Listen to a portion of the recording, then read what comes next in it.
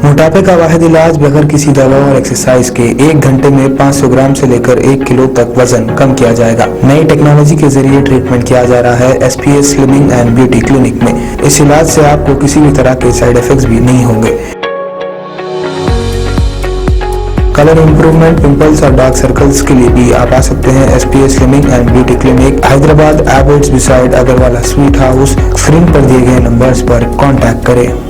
Corona infection के बढ़ते cases के दरमियान गुजरात हुकूमत ने एक अहम फैसला लिया है। गुजरात के 8 बड़े शहरों में रात का कर्फ्यू 31 दिसंबर तक बढ़ा दिया गया है। ये पाबंदियां 31 दिसंबर तक जारी रहेंगी। एक तरफ ओमिक्रॉन के केसेस तेजी से बढ़ने लगे हैं तो दूसरी जानिब त्योहारों के सीजन की वजह से खतरा काफी बढ़ गया है। क्रिसमस और नए साल के पेश नज़र हुकूमत ने ये कदम एहतियात के तौर पर उठाया है।